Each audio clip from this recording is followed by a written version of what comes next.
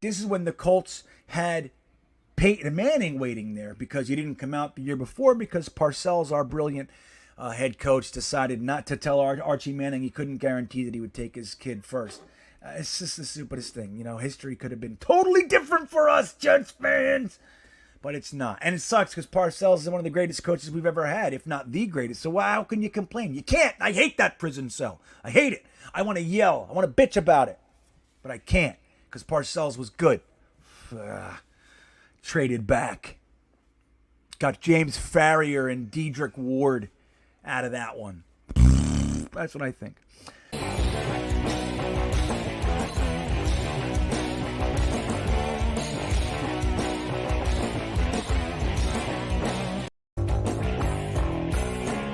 Then just go. You signed your franchise tag. Get the hell in here. That's the way I see it, man. Get in here. I know we're talking about a contract. You can be on the field earning your $10.346 million while we're working on the contract. And that's what you should be doing. Right now, you're the leader in the locker room. And there's a bunch of newbies running around this place.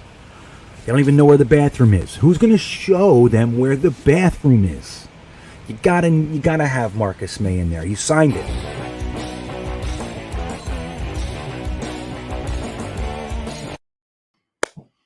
What's happening? What's up, Jet Nation? I am psyched. I'm in a great mood today. I really am. First, because my speed tests are telling me that I have upwards of 35 megabytes a second upload speed, which is about twice as good as I usually have it at my top end. So this is going to be good. I'm going to look to the chat right now and I'm going to ask you guys, am I good? Do I sound good? Do I look good? I better, man, because I'm going to be upset. That's right. You see the King Ka? You see that, Steven. That's the way this goes. Am I good? Am I all psyched? Am I crystal clear? Am I sounding crisp? Clear as day. Oh, my God. Look at Liberty. You are good, Scott. Thank you. All right. You guys are the best. Thank you, Jeremy and Steve, and everything is perfect. Thank you, Tom Bon Jovi. Gotta love it. So that's the first thing. I'm telling you, I felt good about it. I just feel good. So I am in New Hampshire today. I was in Maine this morning. It was about a 5-hour trip. And now I'm in the middle. I don't know where I am. Quite literally. I just know I crossed over into New Hampshire. I don't know where I am. But the lady told me on the phone, I just redid my internet. She said it is top shelf was the word she used. I said, ooh, okay. I'm not even using my hotspots right now. I'm going straight into the hard line here. So this is good. So the other reason I'm psyched, and I know you guys know by now, but we're going to see our old buddy. He hasn't been here since he had to leave the Monday Night Mock because of work issues. He had to leave and do that. And then he had a whole bunch of stuff go on. I'm sure he's going to at least take a few minutes. I hope he does anyway to tell us what's been going on and what that looks and feels like. But we are going to bring back on for the first time in months our good buddy and one of my personal faves, Mr. JetsByJimmy. Say hello, everybody. There he is. What's up, man? What's going on, guys? How y'all doing? Thanks for having me, GreenBean. I missed you, brother. I know. I miss you, dude. It's crazy town, but it's weird. Your background looks completely different. It's all nice. It almost, and correct me if I'm wrong, but I'm sensing some aspect of a woman's touch. Am I right or am I wrong here?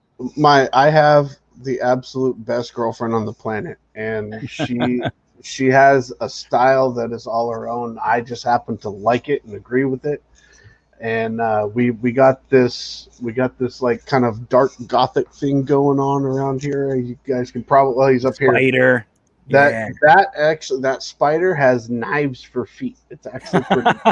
That's awesome. The paisley thing is not mine. Yeah, but yeah, it was a long process. I did a live stream the other day, and I just had to get my head was finally right for it. So I apologize to everybody that's watching. I apologize for kind of the hiatus, but I didn't want to force the issue. I didn't want to come on, with relatively low amounts of news and try to force something in I just feel like that's poor content.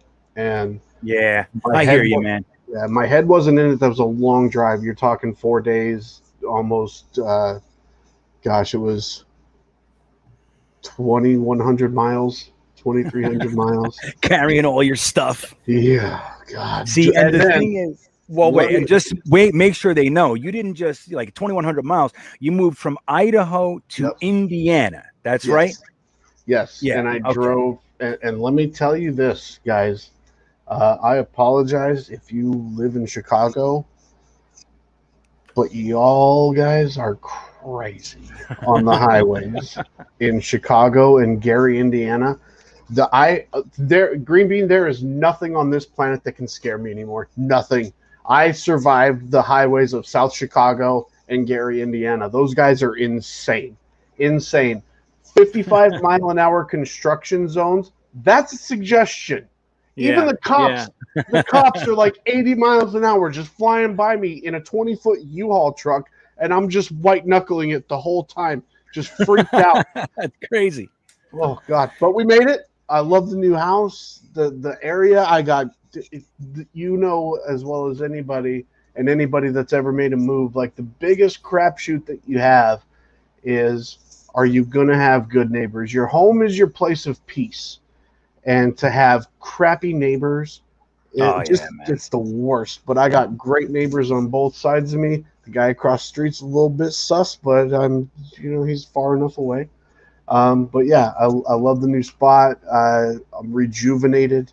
I got work lined up where we got a good job squared away. My girlfriend, she's got an awesome job squared away. And yeah, we're moving forward. It's going to be awesome. That's awesome. Yeah, and it's good to have you back. And like I said, the background is cool because look, you can still clearly tell it's Jets, right? It's you. Mm-hmm. You can clearly see that. There's no question about that. But you have to your left, our right. You got the tie-dye stuff, like you said. You got the spider in the back. I see a cat back there, and I also see, now this is where it really gets interesting. I think I might even see some live plants in the background, and that's when you know there's a woman around. That's when you know. That is actually fake plants. Oh, is it fake? It is. Took a leap. It is, but it's a cat tree, and it's cool because we can open up the shades out front, and we just kind of slide that cat tree. It's actually a literal cat tree, and they get we open up the blinds and they can look out the window. They just chill and hang out up there. It's pretty cool.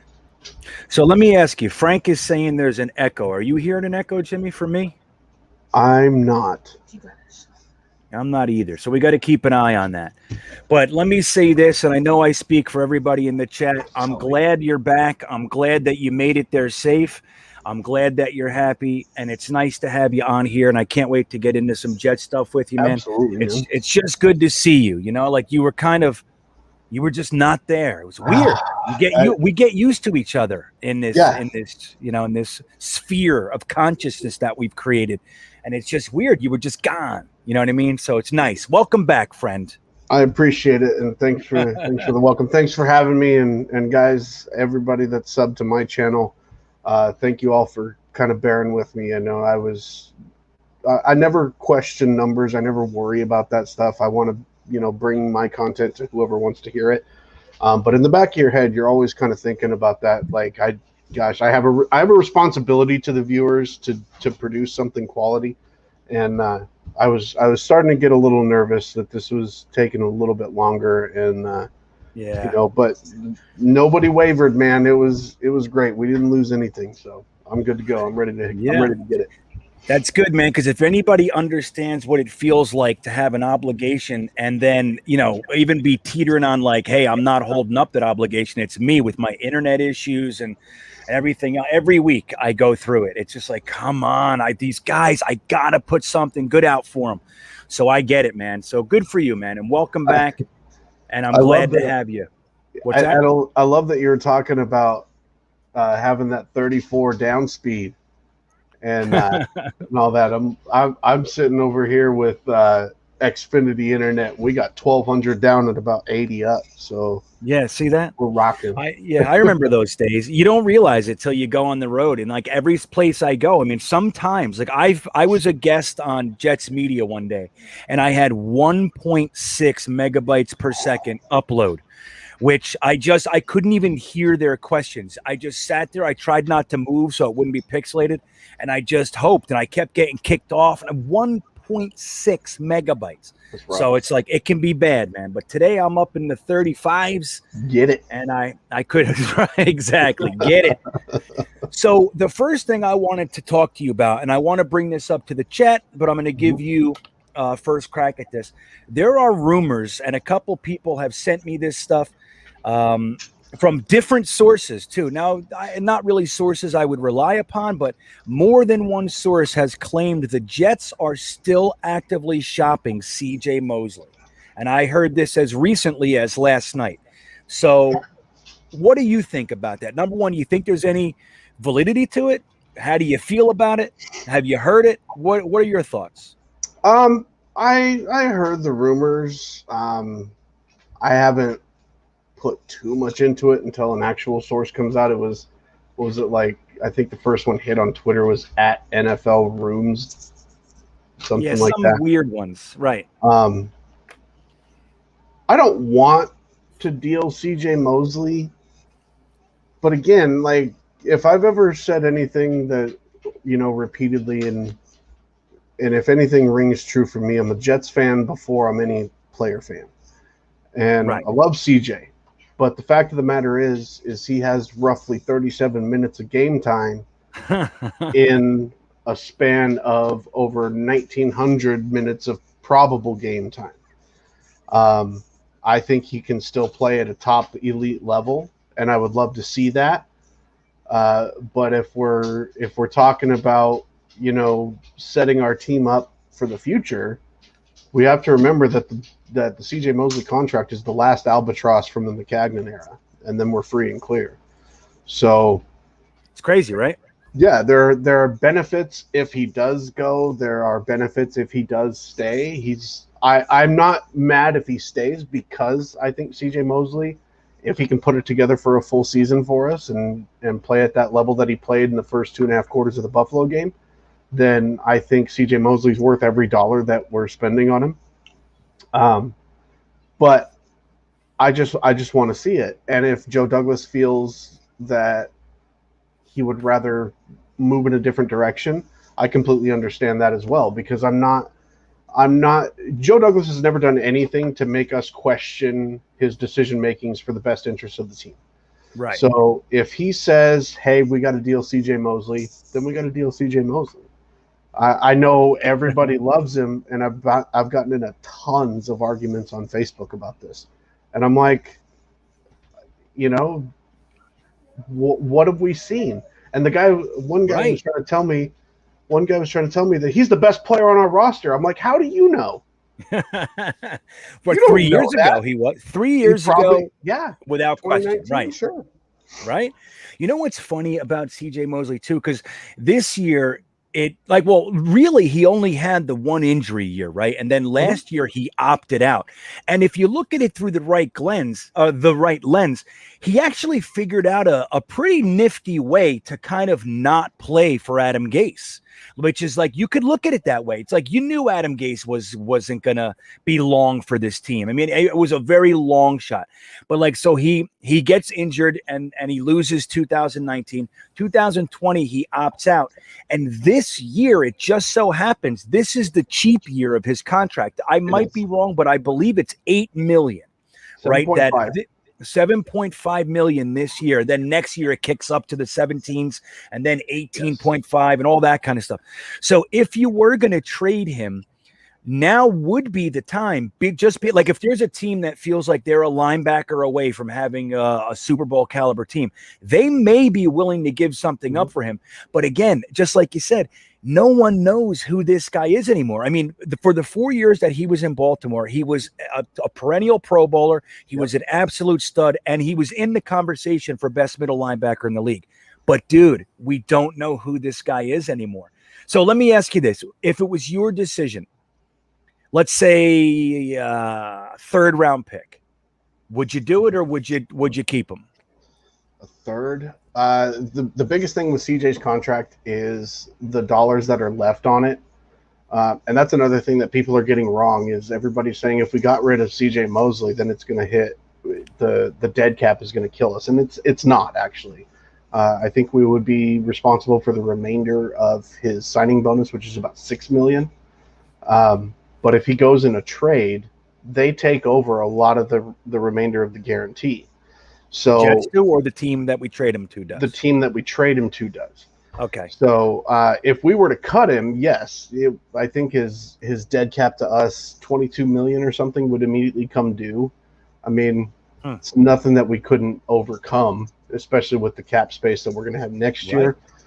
But in a trade, that number drops considerably. So again, like you said, GreenBean, this is the year to do it if it's going to happen. The benefit of CJ's contract is the 2023 opt-out that would transfer over to a new team. So I think they would only be responsible for $1 million if they held onto him for till 2023, and then beyond that, it's not a bad contract for a team taking him. For us, it's just going to cost us a lot of money to play him. But again, like I said, he's worth every penny if he's putting it on the field. Yeah. So. He really is, man. I mean, that's the thing. And I'm choosing to believe, like I said, the guy was only injured the 1 year, and he wasn't known as an injury prone guy before that, so no, he wasn't. He was on the field all the time before that. He had that very crazy injury. We saw the impact that guy can have on a game. And we saw the void that's left when a guy of that caliber leaves. Like, we saw both sides. It was very, very real and very immediate. So the idea that he can come back with really having a year of rest, it's not that far-fetched to think. The saddest thing about CJ Mosley is when we did sign him, we just had Avery Williamson brought in the year before as our star free agent that year. You know what I mean? And to have Avery Williamson and CJ Mosley in the middle with Jamal Adams and Marcus May behind him, like, there was real potential for this insane. And we never got to see snap one of that. Isn't that something? So here we are. And now we have a guy, Jared Davis, who I happen to be very, very high on. If you saw Flight 20, if you saw Flight 2021, Ulbrich tipped his hand and said, no, this is the guy. It's basically the guy he wanted, So the idea of him and CJ Mosley with some young legs, either Jamie and Sherwood or potentially Nasruddin next to them, dude, it might be just as good as seeing like the Avery Williamson, CJ Mosley package that we never got to see a few years earlier. What do you think about that? We got a great group of really young guys coming in this draft. And you've seen, I saw your guys' stuff. I hung out with you and Ryan and Matt on days 2 and 3 of the draft, and we were definitely in the moment. Obviously, we were like, 3 safeties in a row. Really? Right. Yeah. You know what I mean? And that was but fun. when you look, I was a little heated at a couple of them. I'm not gonna lie. Yeah. But I'm thinking to myself, who was CJ Mosley before he was really CJ Mosley? Do you know what I mean? Like, all of that stuff comes down to coaching. Le'Veon Bell was amazing with Pittsburgh because of his coaching. And he had, obviously he had the talent. But what I'm saying is, we don't necessarily, as fans, we don't see the talent immediately like some of these scouts and these experts do. So who's to say that Pinnock can't be, shout out to Jude Jets on his take. He's calling Justin Pinnock the next Darrelle Revis. And Jude's going out on the limb, huh? He was. I commented on that video, and I'm like, "Hey, man, I think it's a little too early to say that, but if you're right, you were the first." So, dude, Jude Jets is fearless. Our buddy awesome. Jude, love that kid. But we can obviously see any combination of something from these guys. So, and again, that just kind of lends a little bit of validity to the potential trade rumors. I don't think that it just has financially, it has to make sense. And getting back to the question that you asked, if a third round pick for CJ Mosley, I would have to say yes. And I know people in the chat are gonna kind of Ooh, wow. crucify me for that, but I would probably have to say yes at Wow. this point, just because we get that extra pick. That would be 2 firsts, 2 seconds, 2 thirds in 2022.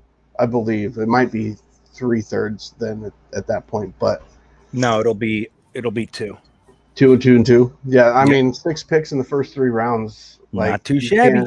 You can't really complain about that. But I just think that with the young guys that we're putting together, I've also been one to say that, after the draft was over, that I think this team is really going to like that 4-3 base, but I really think we're going to see a lot of 4-2-5 hybrid defenses. So how CJ fits in that, obviously CJ Mosley can fit into any difference as a Mike linebacker. That's not the question, and nothing that I say in any way is a negative towards him as a person or a player. But I just think that contract is just a gigantic chunk of cash, and we just haven't seen what we need to see to justify it for us. Yeah, yeah.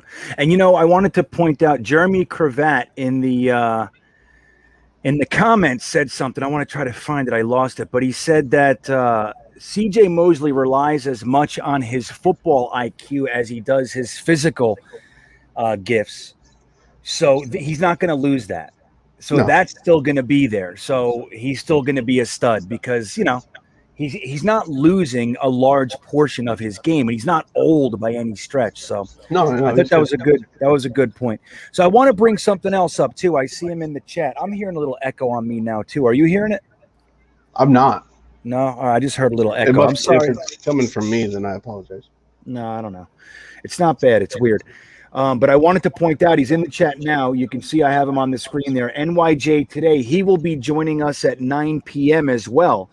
So we're going to have a little triad of awesomeness in a few minutes. So at about 30 minutes or so, we'll bring NYJ today on, and we'll get his thoughts as well. And I appreciate him being in the chat. Yeah, it's going to be awesome, man. Yeah. So let me ask the chat real quick. Yay or nay? If somebody just came clean and straight up and said, "I'll give you a 3rd round pick right now for CJ Mosley," in the chat, are you making that trade, or are you saying no? He's worth more than that. I'd rather ride this out and see if we get the guy that we thought we were getting when we signed him in the first place. What do you guys think? Yes or no? You making the trade for CJ Mosley for a 3rd round pick? Jordan says no. NYJ today says no. Rockaway Archie says nah. I think that means no. Then we got a nay from Jeremy Cravat. John Morello says no. Tom Bon Jovi says no. Wow. I told you. Yeah, man. A big hell no from Rockaway Archie. He stepped it up. He wasn't good with his no. So yeah, you know what's funny? I go back and forth, but I'm gonna say it straight too. I think if somebody came and blew my doors off for a trade, I'd do it. But I think I'm more curious to see what CJ Mosley can do in my new defense. Salah's known as somewhat of a linebacker guru, for lack of a better term, as is Ulbricht. And I'd like to see CJ Mosley on the field. We have so many young guys, as you just mentioned. We have a nice batch of young guys back there. Having a guy like CJ Mosley to pair with Jared Davis, who's really trying to recapture his career, I think would be pretty fun. I'm excited about that idea. Well, and I've said that from the start, because remember, this conversation is flipped, Greenbean. This was not the mindset, 3 months ago, like pre-draft, right? So a lot of the talk was CJ Mosley hasn't been here. We don't know. He's played 2 quarters in 2 years. Like, that was the norm just a few months ago, right? But then we get Salah squared away. We start getting the draft done. We start putting the team together. And now we see that CJ Mosley's hyped. Like, now everybody's like, okay, CJ Mosley. Now, I said this from the start, is, and a lot of people disagreed with me, is, hey, it's only going to cost us $7.5 million this year. Let's see what happens. So I'm on video saying this months ago. And again, I will never, we're going to have $70 million of cap space next year, 70 million plus. I've never won like my good friend CJ D Simone from Weapons Hot. I give him full credit for this phrase, is you don't add talent by replacing talent. And I totally agree with that. And the fact of the matter is if CJ Mosley is the guy we think or hope he is, I want to see it for $7.5 million. I really do. Yeah, totally. I don't, like I said at the start of this thing, I don't want to get rid of him. But if you're talking a third round pick, like in the hypothetical situation, we can get out from under that contract and gain an extra third round pick. That's tough to say no to at this point. Yeah. So. And New York Sports MC, what's up, buddy? It's good to see you back too. He's been gone for a little while. It's nice to see you back, man. But he says CJ's contract and the fact he hasn't played in 2 years will drive his value way down. Mm-hmm. I'd rather take the chances with him returning to All-Pro than a random day 3 pick. That's a good point. It's not a day 3 round 3 is a day 2 pick, but still the point is the same. I get it. And I hear you. Yeah, I think a lot of people, like Jimmy was just mentioning, were more into trading CJ a few months ago because the draft, everybody has draft fever. You start thinking trading your mother away for a 6th. You know what I mean? Yeah. You're like, I'll trade my mother for a 6th round pick. Like that, you know, everybody gets like that during the draft. You know, you want more picks. Yeah, for sure. We were talking about potentially getting Jeremiah Owusu-Koramoah. We were talking about, you know, like you start talking those types of Mike linebacker names, and everybody's like, CJ who? You know what I mean? But it really isn't. But think about this, Jimmy. That just on that point right there. We could have taken any of those guys, you know, and all the way down to the Jabril Coxes and the Derek Barnes and all those. Yeah, me too, man.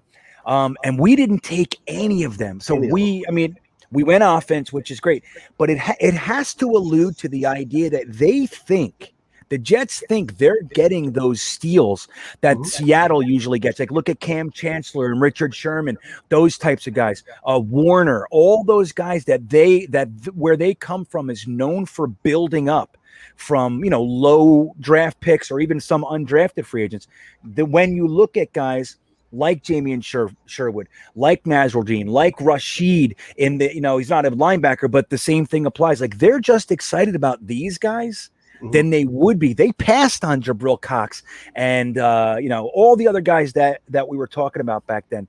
So it's kind of exciting. Like, look, we could look back at this and it could end up blowing up in our face and we could be looked at as a bunch of idiots who passed on the all pros for the losers. That can happen, but I don't think it's going to. And I think that it's exciting just to have the idea that we have a staff that is proven that they can take these types of guys and make something out of them.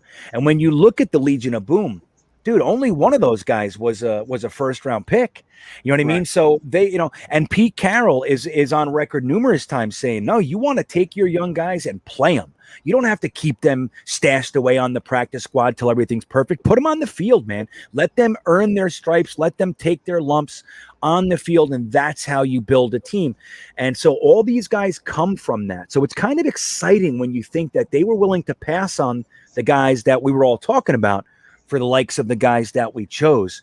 And to have CJ Mosley, Jared Davis, those kinds of guys around when we have this young core being developed, I think it's pretty exciting, man, to have, you know, the potential that we have right now. And that also lends credence to why keeping CJ would actually be a good thing, because having his leadership in the locker room, I think, transcends what he would do on the field. It's right. It's a good point. At the very least, as important. You know what I mean? Like, to have that type of leadership, showing these young guys what to do, instead of bringing in like a Richard Sherman who said he doesn't want to be a mentor. He wants to play, but he wants to play on his terms. I get that.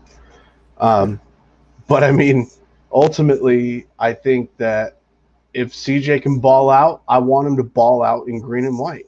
And this year, it's only going to cost us $7.5 million. That being said, I understand the trade rumors. So guys, don't hit me up on Twitter yelling at me about this. I want to keep him. I promise you I do. But I get the business side of it. Yeah. Now, that all said, Jimmy, I'll tell you, considering the sources that where this all came from, I don't know how true it is either. I think that the Jets, you know what I mean? I think that they looked at their team in OTAs and minicamp, and they're like, all right, let's go into training camp with who we have, and let's make something out of this. I think that the Jets are planning to win more games than people think they are, and I think that they don't care what anyone thinks. CBS News saying Salah's the sixth, the second worst new head coach. They just put out another thing saying the Jets are the worst offense in the league, or it's just let people think it. I don't think the Jets really give a shit about any of that, and they plan on winning a lot more games than people think they do. That they are. You know what I mean? I absolutely agree. But most people, I think we're going to win 11. But I mean, that's right. I know. It's funny, man. It's like, and you went early on that one. I'll give that to you. I remember. We were doing it last week in this show, just last week, and we were just looking at the schedule. And as a chat, do we win in this game or we lose in this game? Dude, we came up with 12-5 last week. You know what I mean? I'm saying our schedule is such that it's if what we're putting together actually works, and we don't have to be the Chiefs, but if it just works, what we're doing, if the defense plays like we think they can, and we're able to protect Zach Wilson, and those types of things happen, dude, it's not unrealistic to think that 10 and up is possible. Who was that guest you had on a couple weeks ago, GreenBean? I completely forgot. Oh, I don't know. Gotta give me more than that. I need more. Anyway, we were talking about, and I was watching the stream, and I was the one in there going, hey, 11-6, and here's why. And I went through absolutely everything, and wow, he said something like somebody was saying that I might back off of that number as the season went on. I'm like, I'm recorded saying this stuff. There's no way I'm backing out of it. It was Jeremy. That's what Steven Engels got it. That's my boy Jeremy from Sacramento. And just to touch on that, Jeremy's writing a weekly blog for us over at GreenbeanJetsfan.com. He's keeping tabs on all of the rookie quarterbacks this year and how their camps are going and what's going on, what's being said in their neck of the woods. So you guys got to check that out. GreenbeanJetsfan.com. We release it every Tuesday. And this week he just put out Trevor Lawrence. Next week he's actually touching on our own Zach Wilson. And then he's going to go into Justin Fields and Kellen Mond and Mac Jones and everybody else. He's keeping tabs on it for us. But I think that's the guy you're talking about. It is. And Jeremy, I want you to know that I'm still not backing off of that number. 12 wins. He said you said 12 wins. That's no, I said 11. I've always said 11-6. But yeah, well, look, NYJ today says, my belief is we will have a success this season. But the main thing preventing us from winning 10 plus is our overall youth. Third youngest team in the NFL, right? They're like Bill Parcells used to say, for every rookie that you start, just think you're going to lose one game. One game for every rookie that you start. So if that's any indicator, we're gonna hit some bumps in the road. So, and I fully expect to see some sloppy play, some mistakes, all those kinds of things. But this is not. I mean, even though I do lean towards this 10 plus, man, I really do. But that all said, this isn't more than likely. This isn't our Super Bowl year. It's not. We're not trying to get to the Super Bowl this year. So with that said, you got to see what you have. You want to see, is Bryce Hall a legitimate starting cornerback in this league? Is Pinnock going to make it as a cornerback? Is Jamian Sherwood the tackling machine in the NFL that he was in college? And on and on and on and on. So we have to see that. And the way that we're going to see that is by playing these guys. And if we do, we have to know that we're going to see some mistakes. It's going to happen. So you never know. We might be in a 21-20 game, and the kicker that we don't have misses an extra point, or you know, somebody like a Lamar Jackson gets burned, an undrafted free agent covering rugs on an island. Those types of things can happen. So whoever, you know, but my whole thing that I really want to see, when it boils down, all I really care about is I want to see football played again. I want to see actual football, not this garbage that we have been watching for the past 2 years. Even though we managed to win some games in 2019, dude, it was fraudulent. It was a ghost in spite of that coaching staff. Exactly, in spite, right? So in last year, dude, like when we've talked about this ad nauseum, we don't have to go into it too deep, but last year we knew from the second or third series of game one, this is going to be an ugly one. This season's done. There's no way. They have no juice. Sam doesn't look like he even wants to be there. It was like, I don't even know what was going on, but we knew it. So I just want to see football. It was rough. But and I wanted to touch on the comment from NYJ today. 2009 would disagree with you, my friend. We were pretty young. What was back the comment in 2009. Again? It was the one you just had up right before. Yeah, but I forget. You remember what it was? He said he would love to be wrong, by the way. Oh, totally. No, I'm not saying. My belief is we'll have a lot of success this season. The main thing preventing us from our winning 10 plus is our overall youth.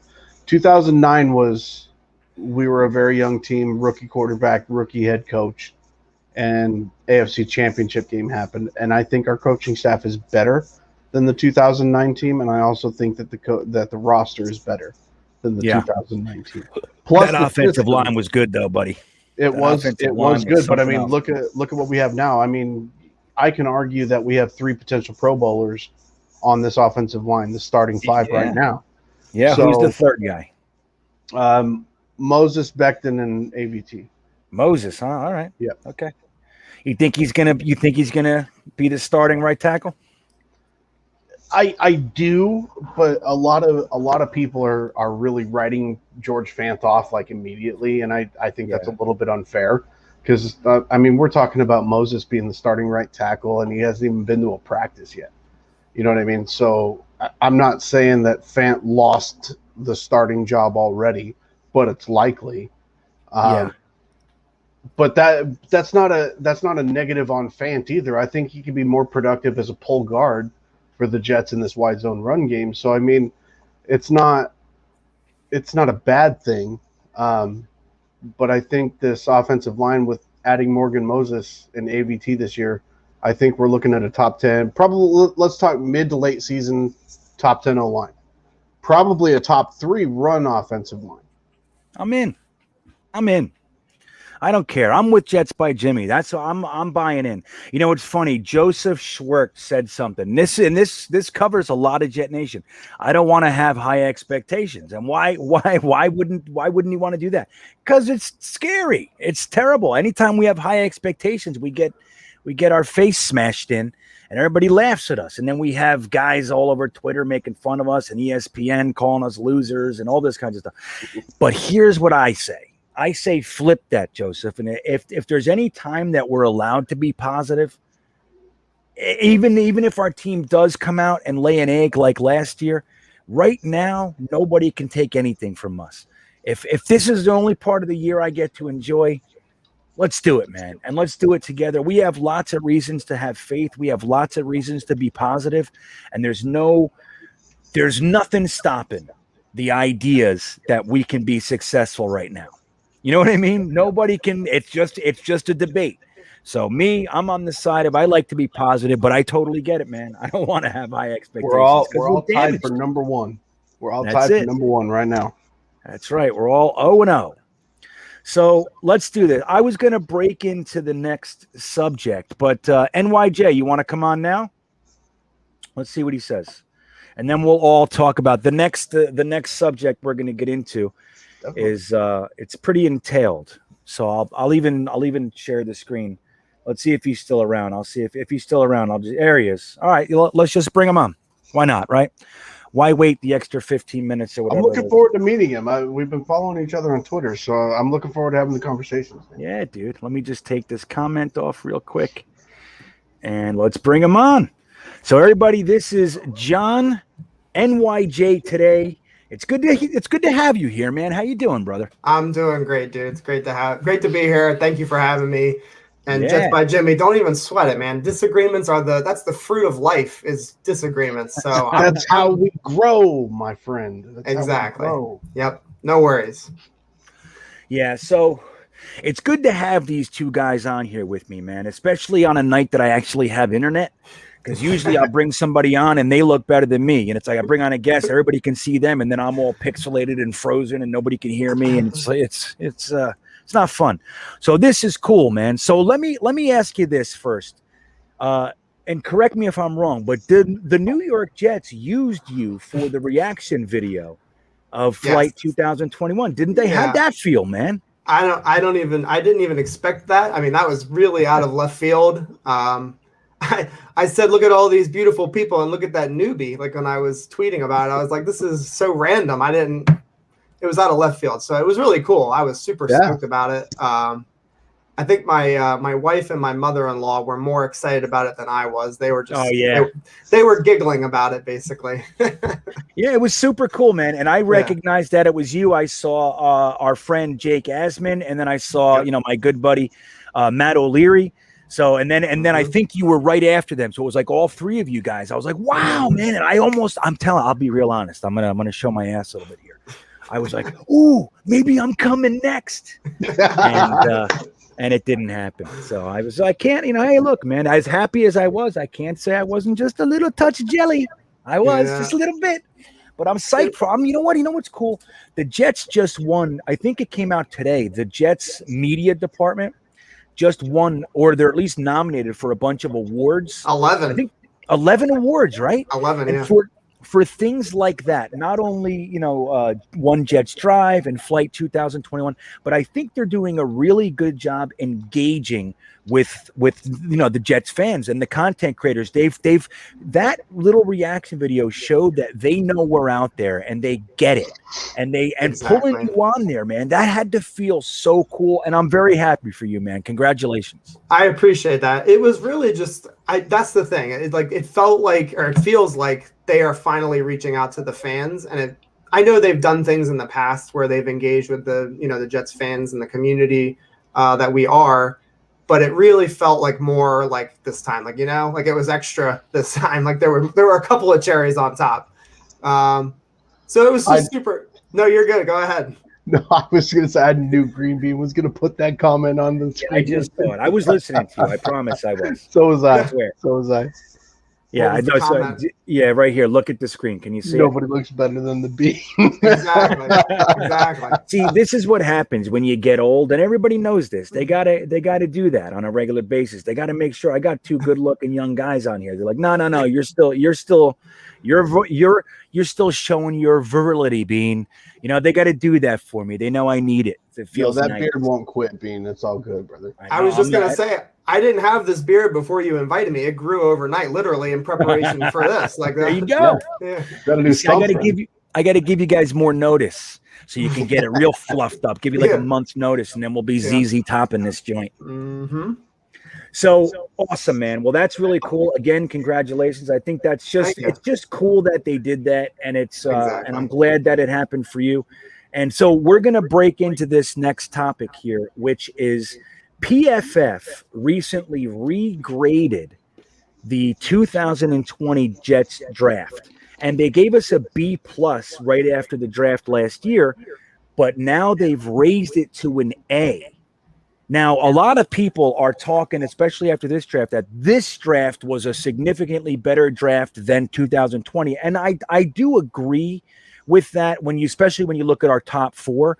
But I really liked last year's draft, and I'm really higher than a lot of guys on Jabari Zuniga, LaMichael Pirine, and Bryce Hall was one of my favorite players in the whole draft. So it happened to be a bunch of guys that I was really high on. So I can kind of be a little bit emotionally attached to that draft as well, but I really liked it. But how do you guys feel about the draft? And I'll start with you, John. How do you feel about the draft being raised from a B+ to an A? Do you think it's accurate? Do you see any reasons why that wouldn't be the case? What are your initial thoughts to that?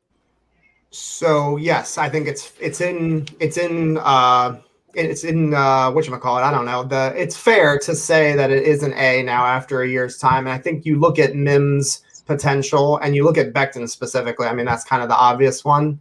I mean, Becton looks like he can be, if he stays healthy, which everybody says, he looks like he could be a Hall of Famer. I mean, he has that potential. Yeah, right. It's not outlandish to say that. He was dominant at times last year. I love the Ashton Davis pick, or excuse me, I didn't like it at the time, and I'm starting to like it more because I think that you have to understand that not every single pick is going to be a starter.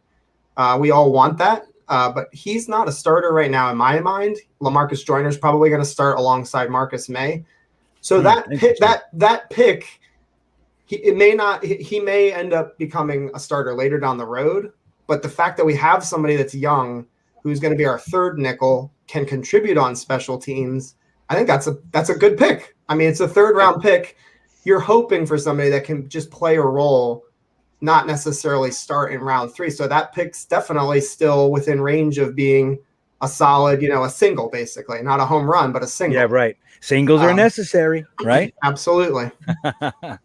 And there's other picks too. I mean, I don't want to hit on all the players, but like you said, Zuniga, he's a much better fit in this scheme. I don't even know why they drafted him last year as a 3-4 outside linebacker. I don't think that was really, that was not really going to be a good fit for him. So having his hand in the dirt, getting upfield, edge rushing, I think that's his thing. And so I'm looking forward to seeing how he does in this scheme specifically. Yeah, that's awesome, man.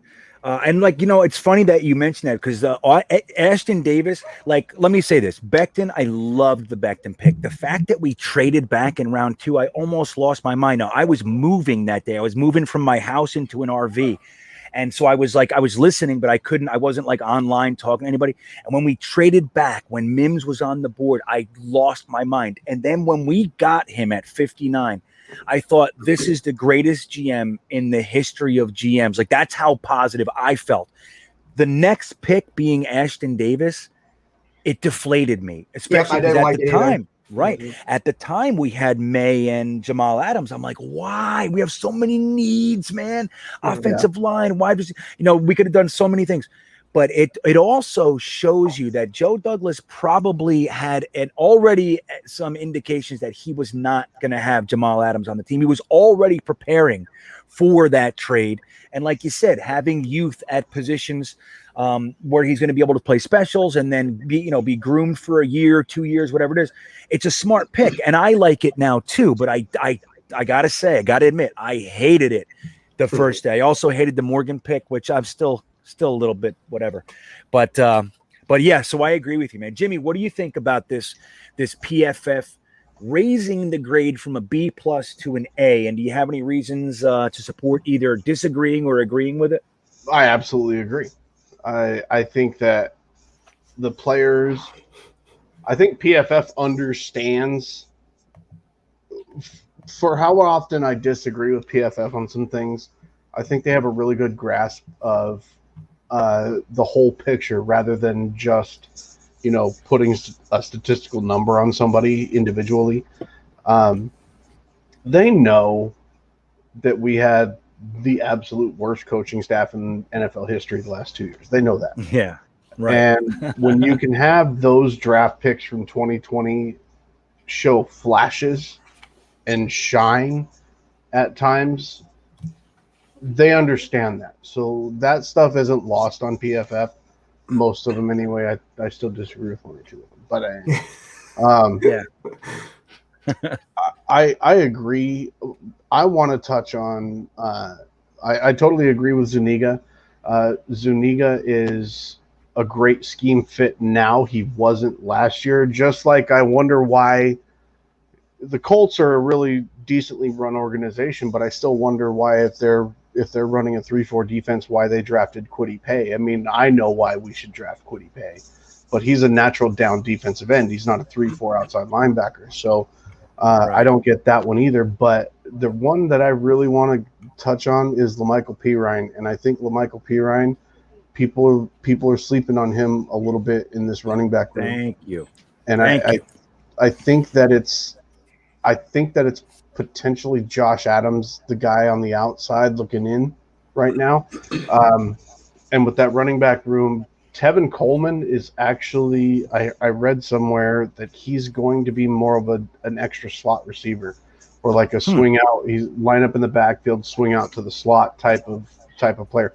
He's not going to be utilized a whole lot in the run game from the information that I've gotten.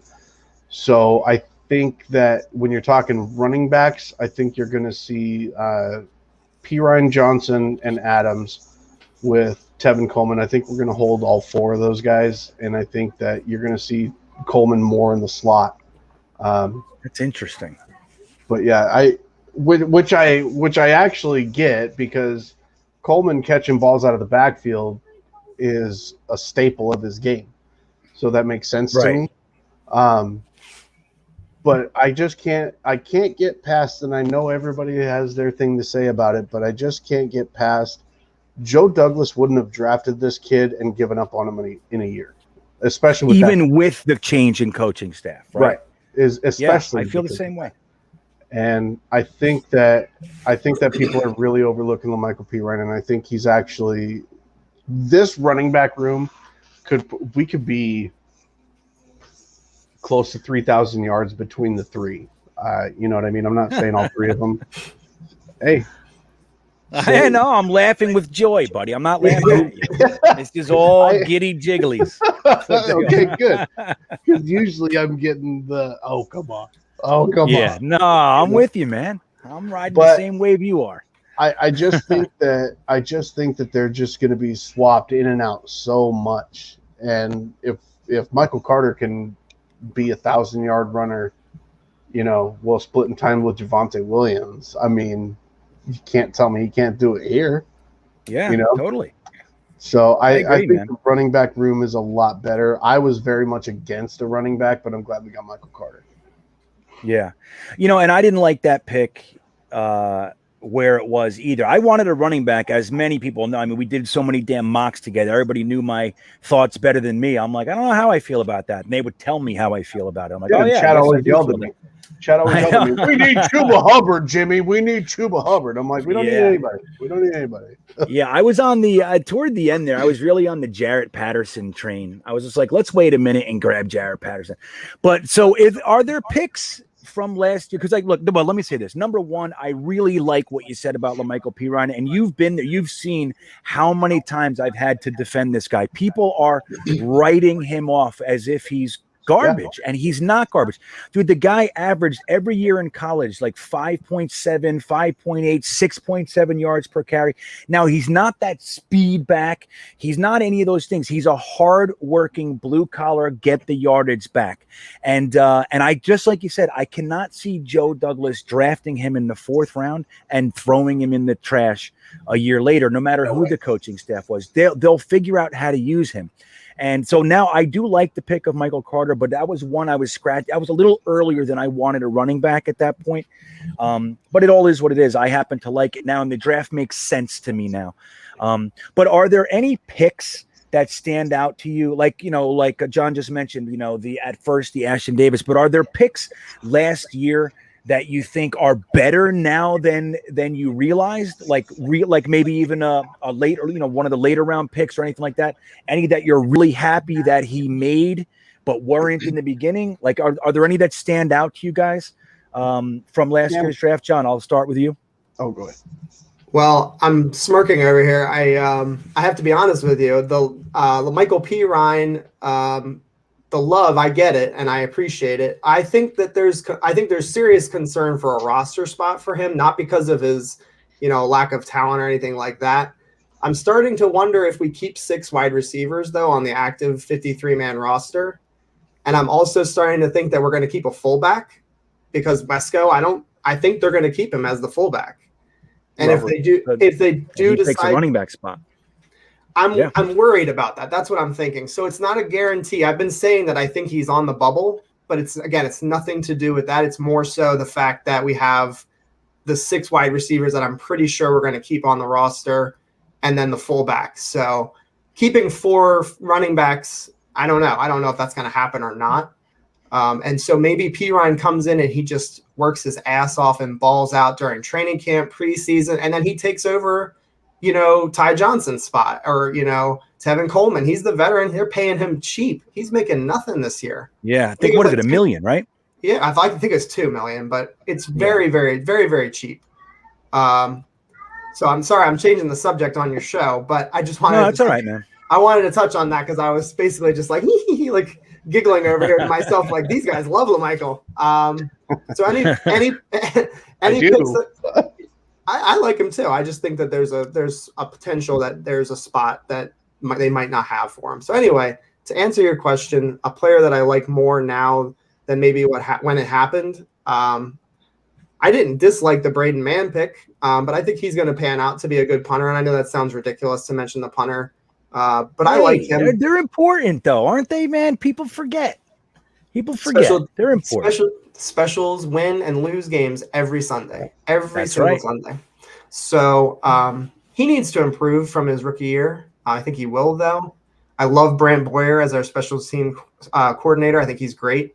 And I think he's going to get the most out of him. So if we're talking about our defensive line being a top 5 unit, and we're talking about getting after the quarterback this year with Quinnen Williams, Sheldon Rankins, everybody, Foley Fatukasi, John Franklin Myers, the names go on and on. If we're able to pin people back, we're going to be wreaking havoc on them. So I like that pick. During the draft. I like it more now, thinking about how we can, use our ferocious pass rush and the ability to, use the special teams as a weapon, because teams that have good punters, it's a weapon, legitimately. It's a weapon, man. It's a great word to use too, man. You can weaponize that end of your special teams, especially when your punter is able to consistently pin the other team back. Your defense can feast upon that if you can work that the right way. And I think that that's something we're working. Look at the acquisition of Hardy. Look at all the types of players that we grabbed in the later rounds. These are all going to contribute on special teams, man. I think that they're absolutely putting a focus on special teams, which is not always the case. Special teams ends up getting the guys that by default they end up being special teamers. Joe Douglas seems to be putting a focus on special teams, which is nice to see, because you just nailed it, man. Special teams wins and loses games. Now, before I get to you, Jimmy, on that question, just on this real quick, what do you guys think about the kicker situation, man? What do you guys think about this? Jimmy, you can even answer that first. What, are you happy? Are you unhappy? Are you good? I'm unhappy. No disrespect to Chris Newgar, but we had the kid from Miami just sitting there. Borregales was just sitting there, and they chose a kid from Southern Methodist. I mean, I'm telling you, that makes me unhappy, dude. I'm still and right in and the same breath. Matter is, I don't want to say the guy's name because I know it's going to happen. Somebody's going to get called a racist. It's going to happen. The South Park episode. It's going to end up on South Park eventually. Right. No, look. I think he can do. We needed to address it. Did Joe Douglas address it? That's probably my hang up on the 2021 draft, is I don't feel that Joe Douglas did the right move at kicker. But again, I can still love the guy without agreeing with every one of his decisions. Yeah, right. So I'm not seeing it from the war room perspective, regardless of how many green screens I have in the war room. But right, you're not really there. I wanted to see someone else, man, and I'll be honest. I don't know why Sam Thicken's still on the roster.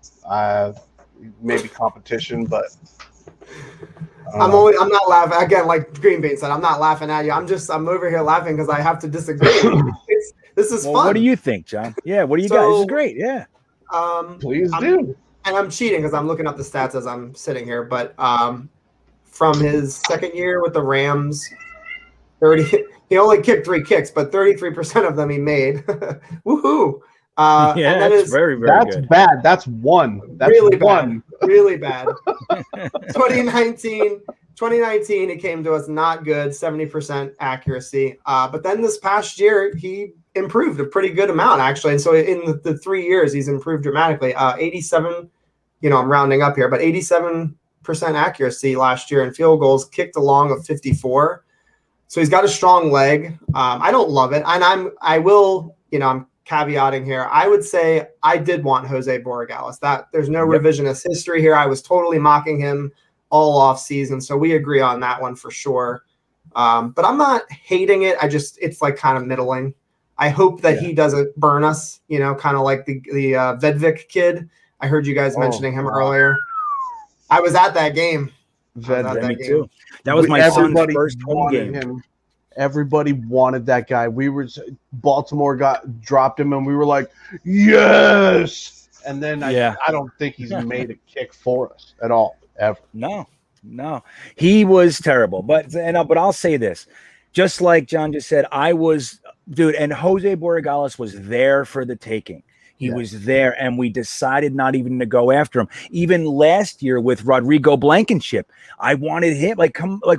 I feel like this is the one area when you look at Joe Douglas's first year with bringing in those kickers. I mean, we had 3 before Ficken and then Vedvik and everything, and he would just let these guys stink in camp and preseason, and he would still kind of give them more time. I think it's the one position that for whatever reason he's not putting a focus on. And it scares me because not only do special teams win games every week, kickers are a lot of the time you're the person who scores the most points on the team. So it's like, I mean, I don't know. I don't know what he's doing there. I hope he knows something that we don't. Maybe Nugar comes out and just lights it up and blows our doors off and everything with a camp with Boyer.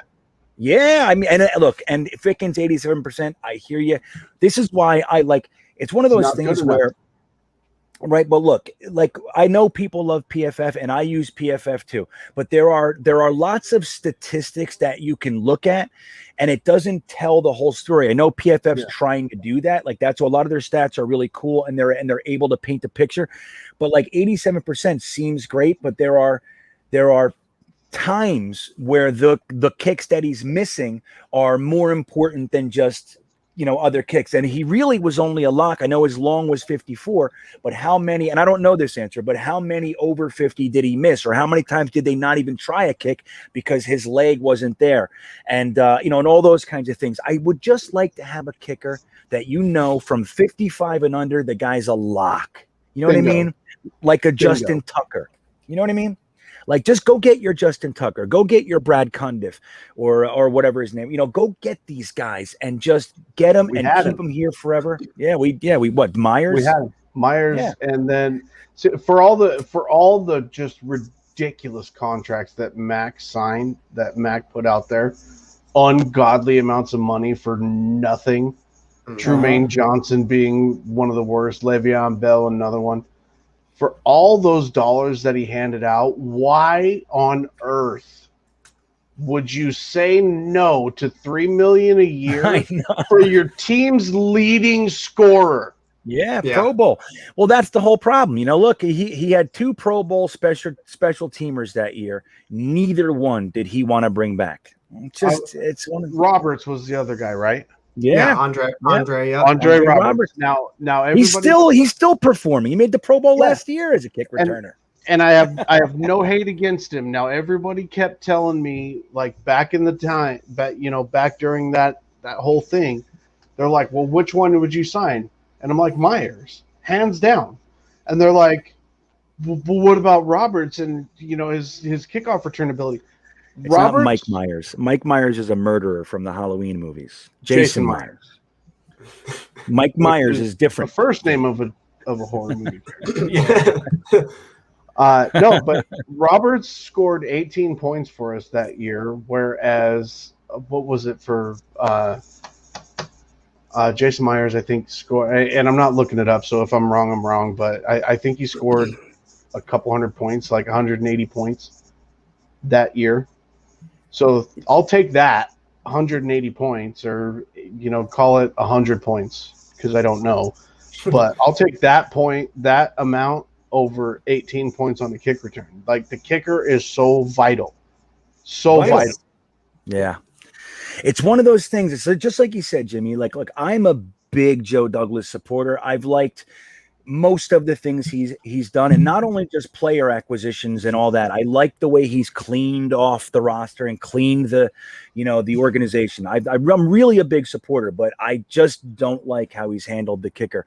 Before we move on, and actually we're going to go back to something, but I want to just bring up, there's an interesting comment from Masuk Jaina, which is, I live in Malaysia and the 1 p.m. games start at 1 a.m. here. Last few years it has been hell waking up at 1 a.m. to watch a Jets game, and the game was over in the first quarter. So number one, I want to just say, dude, I don't think any of us are as committed as you are. So I don't know what the story is. One day we got to dig in with this fella and see what the story is here. How'd you become a Jets fan living in Malaysia or whatever it is? But dude, you want to talk dedication. And like he said, he wakes up 1 a.m. and the game's over in the first quarter because Sam's doing Sam things and Gase is leaving him alone on the other end of the bench while he writes a story over here on this end of the bench. Can you believe what we were watching? Like Gase would sit alone on the bench. I remember the first time I saw Gase alone on the bench, it was like, I don't remember when it was, but I thought, oh my God, this guy's getting fired. Like I've never seen that before. This is the same guy that skipped Thanksgiving dinner with his family.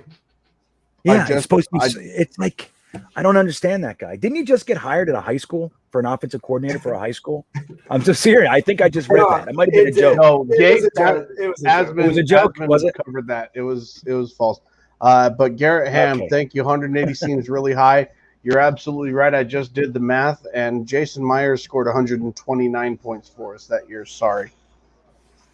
That's still a lot. That's still a lot. That's a lot for a kicker. Yeah. Yeah. And I know people are. Go on, sorry. Please. I was just going to say, I wanted to just hit on the Ficken thing. He's definitely not like a secure thing. He missed 3 extra points last year. So that's unacceptable to me. Wait, what did you say? He missed what? 3 extra points. Only 3 extra points. How many field goals did he miss? About 13%? Is that what it is? Yep, exactly. Did he really? Yeah. No, well, that's 87%. But I don't know. I don't know what that boils down to as far as actual numbers. But the point is like I don't think anybody would say like, oh yeah, Sam Ficken, like we feel really good about Sam Ficken. I mean, he's okay. He gets the job done for most of the time. But if you're making the playoffs and you're in a big game and you have 8 seconds left and you're on the 40-yard line and you got to kick a 55, 57-yard or whatever it is, you're screwed. And like, that's the thing. Like, I mean, I just don't feel like Joe Douglas has put the proper energy into that. And even this year, just like you said, with Jose Borregales or any of those guys, Riley Patterson, I think was it the Bills that took Evan McPherson in the 5th? Was it the Bills or who took him?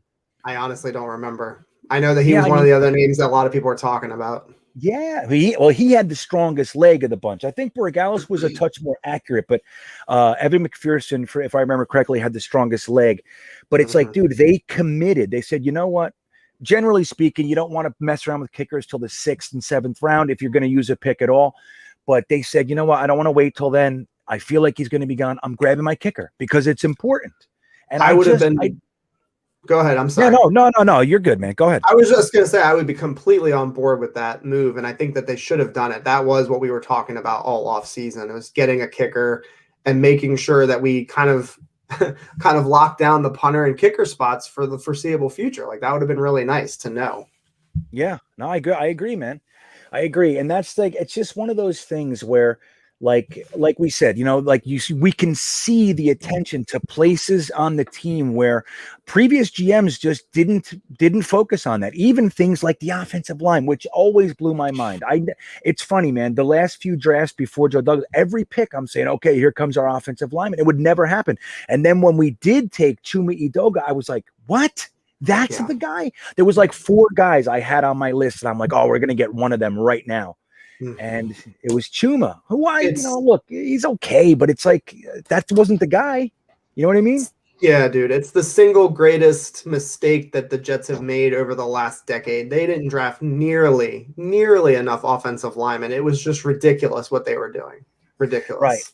And the whole thing with Sam, like, look, I was all in support of the move. You know what I mean? Of like, hey, we need a fresh start, got a new coach, so like just the whole thing. I was in support of the divorce, but Yes. you can't take away how badly we set that guy up to succeed. I mean, it was not it all starts with Nathan Shepard. It's just like, that's your response to trading 3 second-round picks to move up to get your quarterback. And the first thing you do is take a small school, 3 years older than every other prospect, defensive tackle. But he had such a cool story. Yeah, he did. Yeah. Yeah. It was so nice. And did you see when he went on, what was it, Monday Morning Quarterback, and he gave whatever that guy was, he lent him $100 3 years Nate Burleson. Nate Burleson. That was great. It's good TV. You know what I mean? And I like Nathan Shepard as a player. I think he's coming around nicely, but still not the guy guy to take. That's not what you do for your franchise quarterback. Now, that being said, coming back into it, I don't want to overstep here, but I have always said that the Jets did nothing during that coach who shall not be named by me anyway. I won't say his name. Voldemort. Yeah. We did nothing to help Sam Darnold. I fully acknowledge that. But Sam Darnold did nothing to help himself either.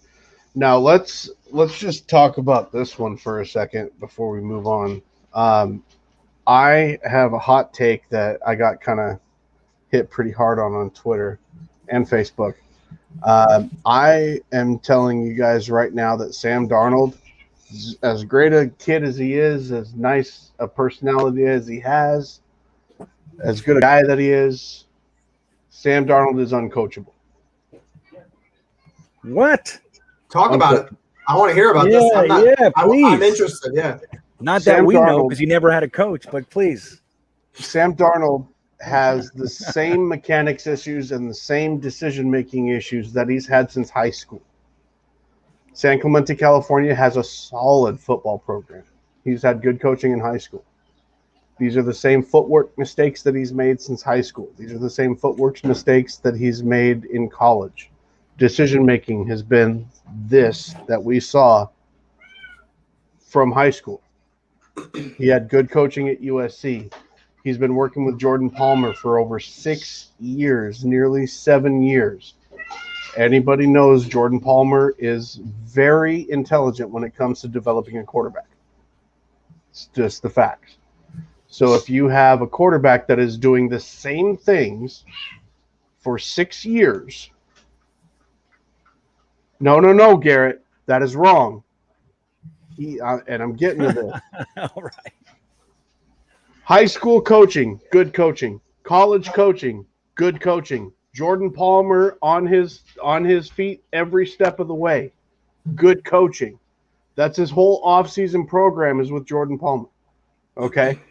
Now, if you're doing the same things for 6 years and nothing is being fixed, now I'm not saying uncoachable as in I don't have to listen to you.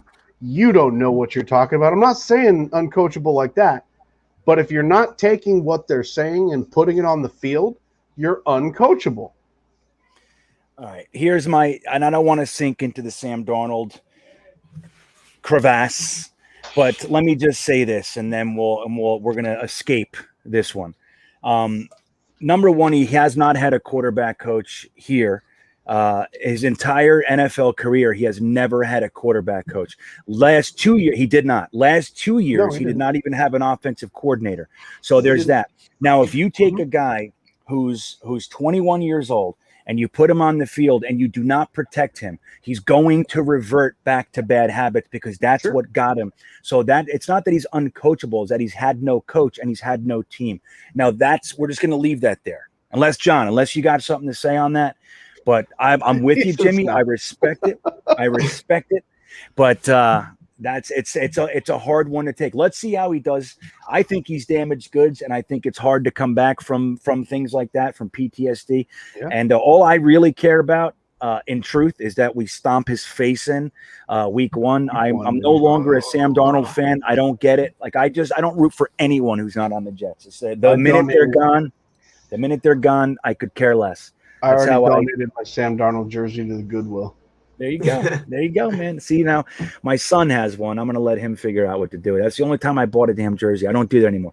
But let's go back. So we were talking about the running backs, and I want to point something out. And I saw a comment on this too in the chat, and it's really interesting. So when we're talking about, and this is what, like, John was kind of bringing it up, when at some point, like, you can't keep 4 running backs, 7 wide receivers, 4 tight ends, like, 10 offensive, like, you can't do it. Some place has to give. Like, you have to trim your roster down to 53, and then on game day there has to be 48. If you have 8 offensive linemen, you can go 48 active. So you're going to have to make tough choices. Now, when you look at a player like Wesco, who can play, if we are accurate in our thoughts, and I happen to agree with John that he's more than likely going to be at least tried out at fullback. He played fullback before for us, but let's see what this regime does with him. So if he's a fullback / H-back / tight end, and George Fant loses out to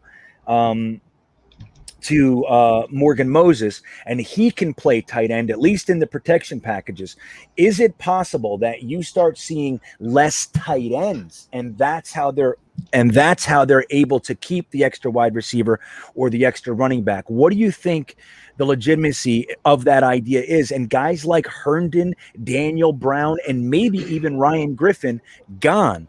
And these, some of the other guys that can play multiple positions kind of assuming those roles. So maybe a Croft and a Yeboah, and then you have Wesco, who's not really playing tight end, but he can play tight end.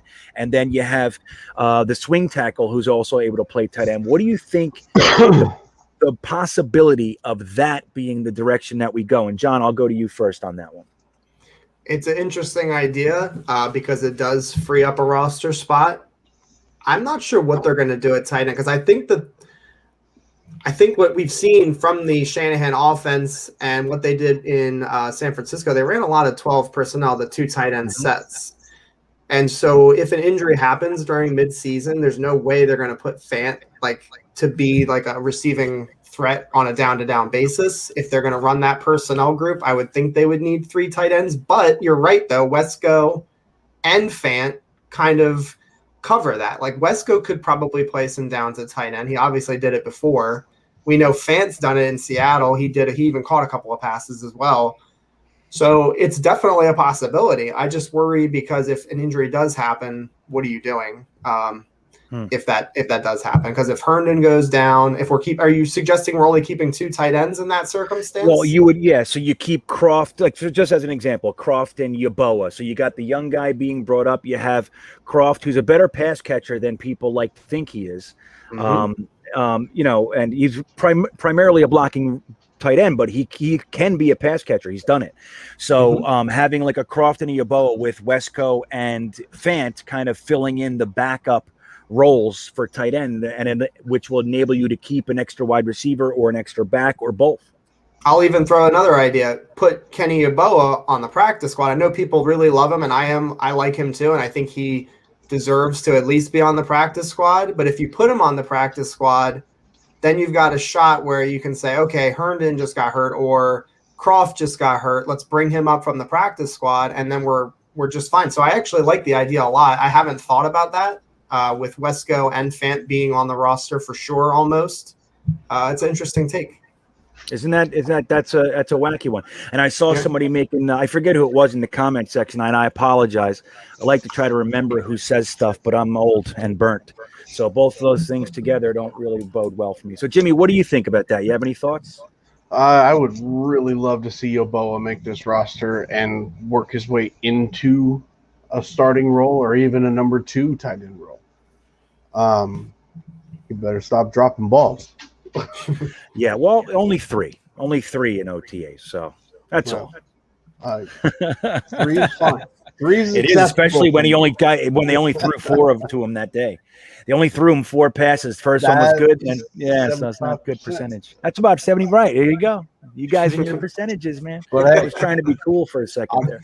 I want to see him. I want to see him do well. You got me onto him, GreenBean, and I've dived into some Yeboah film, and I think Ole Miss, he was really, really good. I want to see his game transition to the NFL.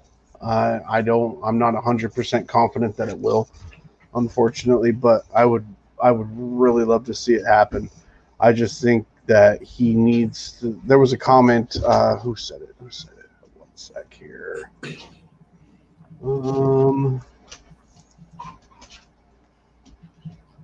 Somebody said that Yeboah needs to be perfect to make the roster. I forgot who said it. I was scrolling through. I don't see it, but I totally agree. Here it is. It's Garrett Ham. It's Garrett. Yeah, I got it. Garrett. It's up. That's where I'll agree with you.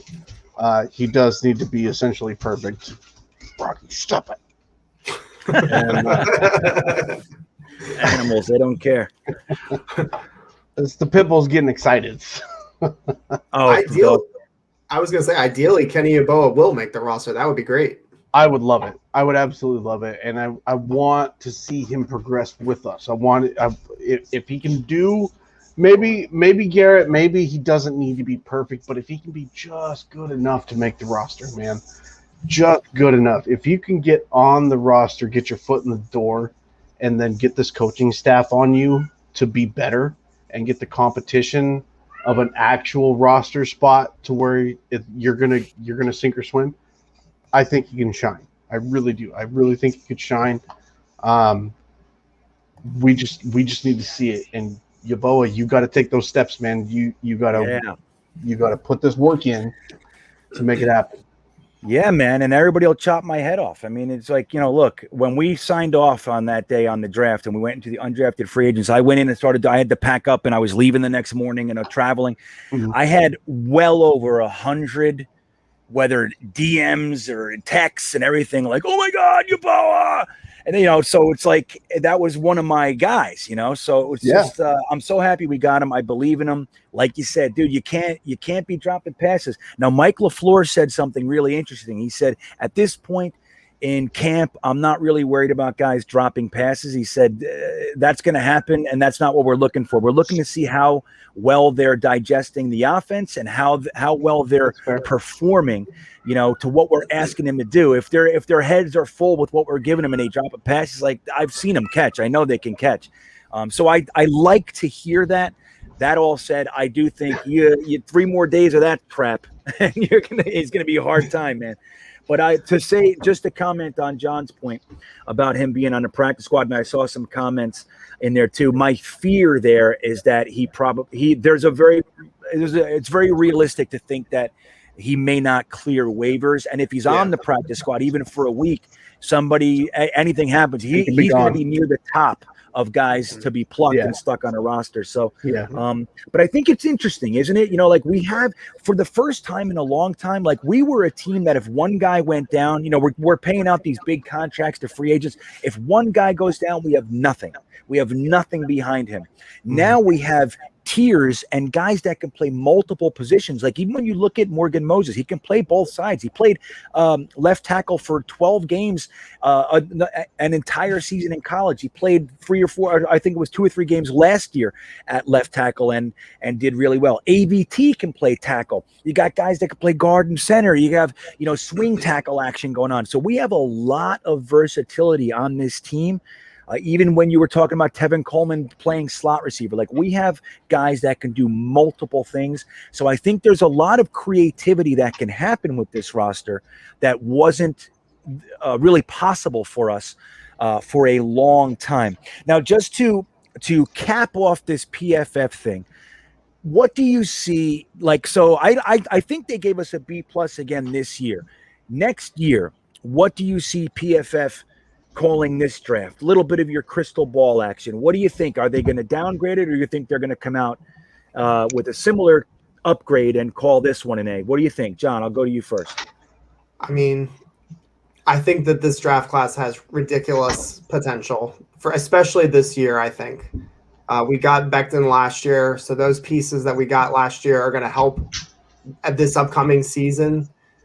I think there's a very, very good chance that this draft class exceeds the last one. And that's not just looking at the top couple of picks. That's not me just saying, oh, yeah, we got Elijah Moore, we got Zach Wilson, we got AVT. Like, that's kind of obvious. I love the Hamza Nasruddin pick. I think that's a great draft pick. And that I think that may have even been the draft pick where I was like Jose Borregales. And Yeah, totally. Hamza, to me, if he doesn't get hurt, where is he going in the draft? Because he had to have been drafted. If he didn't get hurt, everything on that you watch on tape and all of the stats that you look at, everything looks really good for him to transition to be a hybrid player in this defense and in the National Football League. So right on. just thinking about players like that we took later in the draft, I think this draft class, crazy potential. And that's not even mentioning those three guys at the top. Michael Carter, I think there's a lot of people that think he's going to be the starter early in the season. I don't buy that. I think he needs to learn how to pass protect, and he needs to prove that he can do it in the NFL. So by mid-season, I think he takes over as the number one guy. He's going to get the majority of carries, and so it's just going to even more boost the stock of this draft class. So I love it. Yeah, that's awesome, man. I happen to agree with a lot of what you just said. Jimmy, what do you think about PFF next year? You think they're going to come back and give us a similar positive, glowing report, or you think something negative will come down the pike? No, I think that this draft class was better than last year, like face value. Jamie and Sherwood is one of our 5th round pick. I absolutely love that linebacker choice out of Auburn. The other one is out of Oregon State, Hamilcar Rashed Jr. Yeah, totally. Love that undrafted free agent signing. I know, like, if you're talking draft picks, I guess I don't know if they factor in the undrafted free agents or not in the draft, but regardless, I think our undrafted free agents, Tristan Hoge, is going to be incredible. Like, don't sleep on that offensive lineman. That guy is going to be good. Yeah. He was a scholarship player to Notre Dame, and they weren't playing him, so he transferred to BYU. Just understand that for a minute. And he comes from a football bloodline too, Merrill Hodge. Yeah. So there you go. And I think, if PFF comes back in the 2020 draft and says, "Oh, it's not a B+, it's an A," a better coaching staff with a better draft, A+. There you go, man. I feel the same way. And just to talk about Hamilcar Rashed for a second, if he came out in the draft the year before, he was going to be a 1st or 2nd round pick. He had Josh Allen numbers. He had 18, I think it was 18 sacks, 20 tackles for a loss. Forgive me, I'm probably off on this, but it's numbers like that, 3 forced fumbles. What ended up happening was teams realized that they can't run away from him. He's too fast, and they started running at him, and that changed his game. He didn't so much handle it well. So he's raw in that respect, and he's going to need work. But dude, talk about having a guy to grab an undrafted free agent class that you can work with. He's a perfect developmental guy to have on your roster. I think he's a steal. And I also like the other offensive tackle, Saltez, from New Mexico. I love him, and he's a born leader too, which is something that we all know this. Joe Douglas is a mountain, dude. He's massive, and but he's already like lobbied Congress twice for like the children's benefits, and I mean the guy's out of control with leadership. So Joe Douglas goes for that sort of thing. So I think we got a really good undrafted free agent class, and last year's undrafted free agent class was pretty good too. So I think we got a lot going on around here. So let's wrap this up with I want to talk about free agents. Now, before I break into the available free agents, I'll ask you guys, and I'll start with you, Jimmy. If there's a free agent that we need on this team, like there's lots of guys still out there, lots of names that we'll recognize too. If you can sign 1 or 2 free agents, who do you think the Jets need the most? Or do you think that we're good? We should go in with the young guys. What do you think? I had the list up. 1 second. Oh, you're gonna cheat. I see. I am. Come on, man. I had the top 100 up. Oh yeah, Isaiah Dunn is an undrafted free agent too. Another one. They killed it with the undrafted free agents this year. I mean, there was a lot of really good names there. Totally, man. Dude, I was yelling Kenny Yeboah in the 3rd round. Well, like for us, I was hoping we traded up, something. But like from the 4th round, the Michael Carter pick, I was Kenny Yeboah. The Jamie and Sherwood pick, I was yelling Kenny Yeboah. And it was like, come on. Like, I couldn't believe that he was still there. And then the fact that he didn't get undrafted, I don't even get it. I was listening to, real quick, a show that I really like, Moving the Chains with Pat Kerwin and Jim Miller. And they were talking about very similar to how the running backs kind of were devalued over the past decade or so. He said they think we're seeing that with the tight end position. There's a conscious devaluation of the tight end class. And so the tight ends just got together recently. Actually, Herndon just went to this thing, and they're talking about trying to raise the value of tight ends in direct contrast and in response to this seeming devaluation of the tight end position. Isn't that interesting, man? So seeing guys like Yeboah and quite a few others sliding, dude, these are 3rd, 4th, 5th round picks every day of the year, every other year. And all of a sudden they're 6th, 7th and undrafted free agents. So something's going on, and I think we got to steal with Kenny Yeboah, man. But Jimmy, you ready? Absolutely agree. Yes. Actually, Jeremy beat me to it. Steven Nelson from Pittsburgh. The cornerback. Yes, because I think we could use some veteran presence at the corner position. I think he's only 28, so he's a little bit younger than Sherman, and I think he still gives valid, game day value, but also with some leadership. So, really, and I looked at I had to pull up the thing. I accidentally clicked out of the tab, but I had to pull it back up. There's really not a free agent on this top 100 that I feel that we need to go after or that we need. Maybe that's just me, but out of the top 100, and a lot of people have been talking about David DeCastro, also from Pittsburgh. He's got to have a 3rd ankle surgery. No, he doesn't want to do it. I'm not happy with that. No, he could be great. He could have been great. Has been great. Yeah, but the 3rd surgery that he's essentially right now, that's why Pittsburgh got rid of him or that didn't re-sign him, is because he won't do the surgery. But he needs it. Pittsburgh doctors have said he needs it, and he won't do it. So people that are talking about DeCastro, just get that out of your head right now. This is a guy that will miss half of 2021.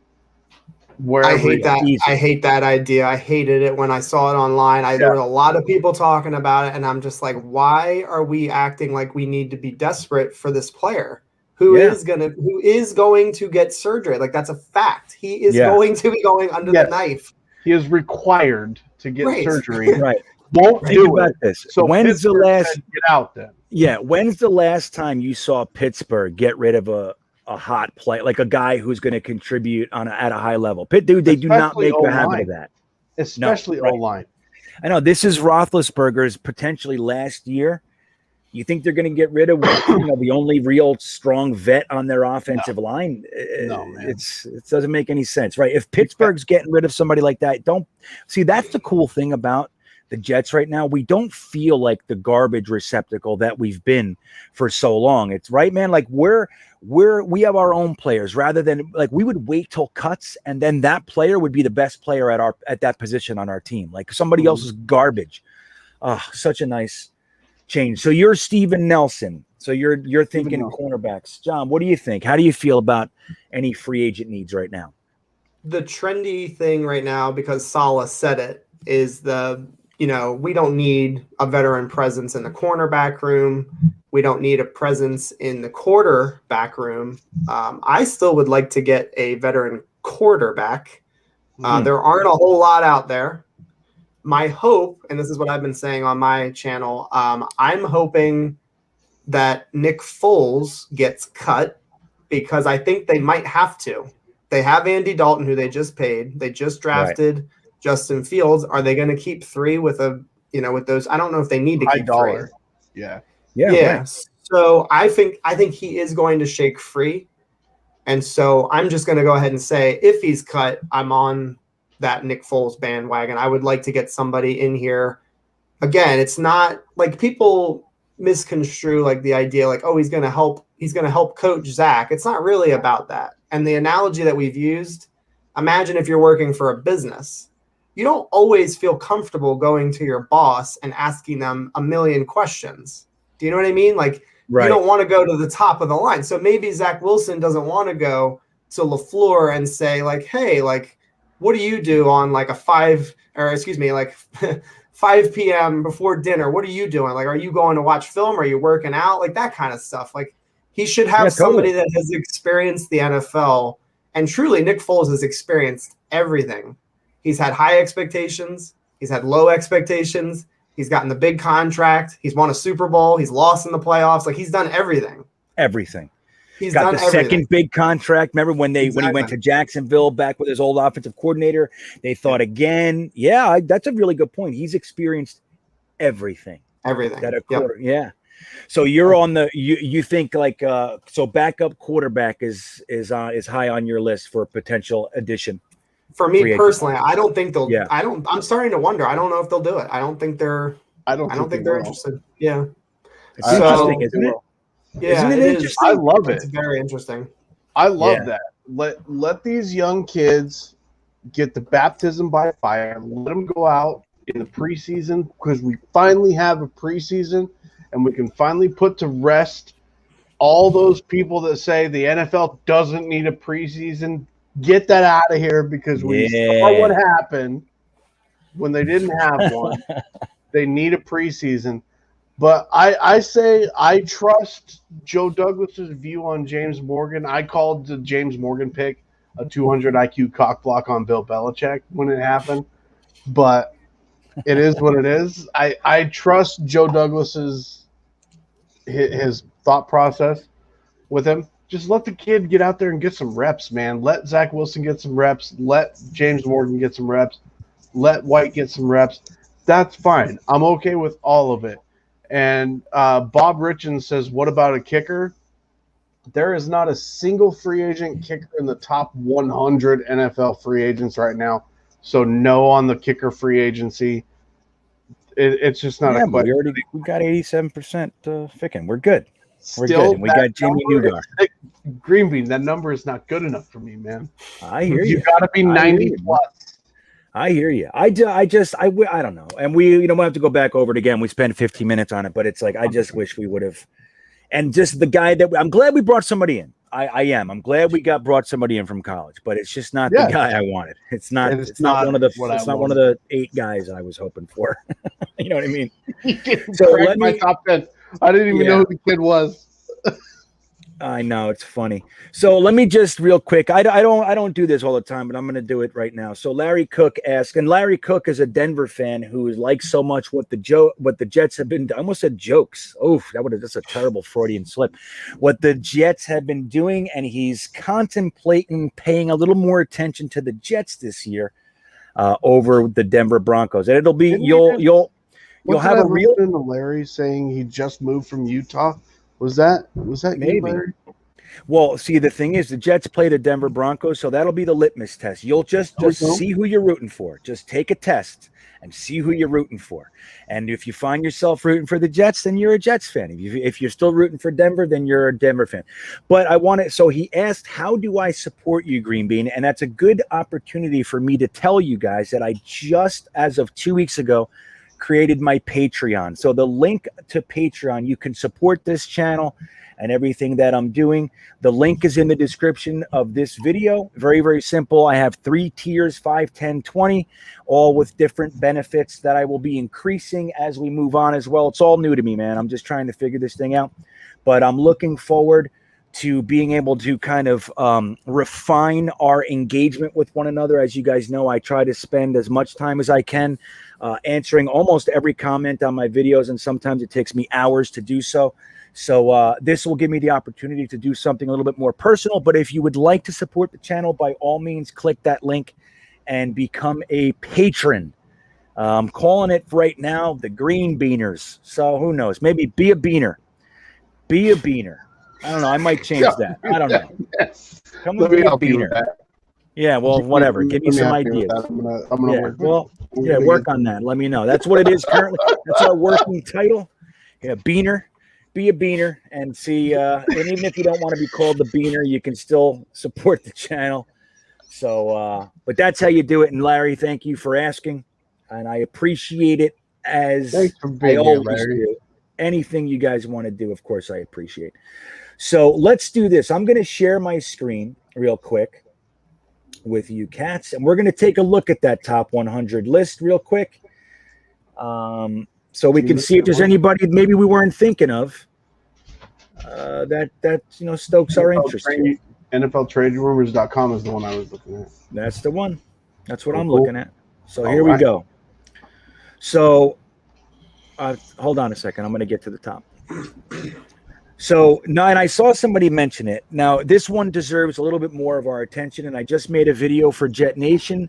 It might have been released today. I know it's done with the editor, and it might be tomorrow. I'm not sure. But I just broke down the Brian Poole situation. So any thoughts on Brian Poole? I know we drafted Michael Carter. We drafted Eccles. We have Javelin Guidry in the house. Any interest or concern? Like, what's the deal with Brian Poole? What do you guys think? Jimmy, I'll go to you first. What's the deal with Brian Poole? Real quick. Real quick, I actually commented on your video on Jetnation about that, and I said if the money's right and more importantly, if Brian Poole's attitude is right, then I want to re-sign him. If it's not, he can go do what he wants, because I think that right after he went on IR, there was a little bit of social media stuff where he was like, I'm done, don't want to be here, I'm out, don't care. Yeah. That. So if that's his mindset, then that's his mindset, and he can go shop himself wherever he wants. Don't care. If he wants to buy in, 100%. If he wants, what do you guys? Well, John, like, what do you think? Is he just pricing himself out, or is it an attitude thing? What do you think? Because, like, it's not that he just didn't sign here; it's that he didn't sign anywhere. So, like, what do you think it is? You think it's just a money thing, or what? It could be a mixed bag. I'm sure Joe Douglas may have said if they even wanted him, because if there was turmoil going on, if there was stuff going on behind the scenes, then they may have never even offered him a contract. Right. If it's very possible, and it goes along with the idea that nobody has signed him, and he is only 28 years old, and he's a pretty good slot corner. Yes, like he's a solid little slot corner. So I'm surprised that he hasn't signed anywhere. He might be asking for too much money. That could be part of the deal. So yeah, I don't know. It's interesting that he's still available. Yeah. Yeah. So I think his numbers, he was the 13th ranked cornerback in the NFL for yards against, and he was the 3rd overall slot corner. So, I mean, the guy, he's above middle of the pack. So like you said, John, I mean, there's got to be more to this. I mean, I'm inclined to think it was a money thing, but let's not forget Jeff Ulbricht was his defensive coordinator in Atlanta, or at least was on the staff. I'm not sure if he was the defensive coordinator yet, but he was on the staff, and they let him go too. They didn't try to re-sign him. So there might be more to this little Brian Poole story than we think. So as you can see on the top 100 here, the number 1 free agent is Steven Nelson. That's who Jets by Jimmy mentioned. And there's David DeCastro. They have him listed as the 3rd overall. I can't see how he's even Isn't in it the top funny? 100. So what do you guys think of maybe some edge rushers? As you can see, we have 2 names that have been stalwarts in the NFL up till recently. You have Melvin Ingram and Justin Houston. Any thoughts on those, Jimmy? You can start. Any thoughts on an edge? Too old? Too old. What do you think, John? I don't hate it if they see in training camp that nobody's stepping up for that second edge spot, because right now I don't I don't know if Jonathan Franklin Myers is really locked into one position. I think he's going to play all over the defensive line.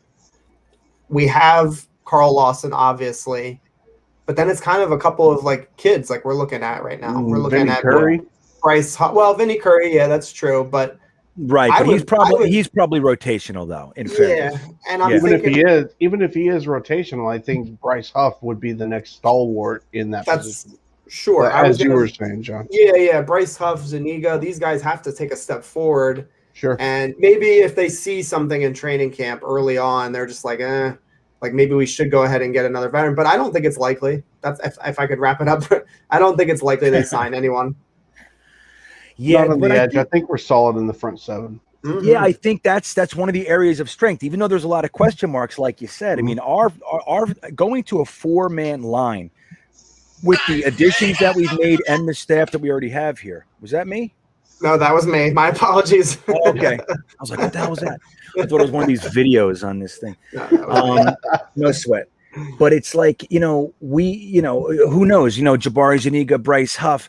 Then we have, obviously, on the interior, we have Sheldon Rankins, Quinnen Williams, and then we have the Kyle Phillips, Fadu Kasi, Nathan Shepherds of the world. We even have Gabriel that we brought in from the Niners to kind of factor in at the edge position. And we know how much Saleh likes him.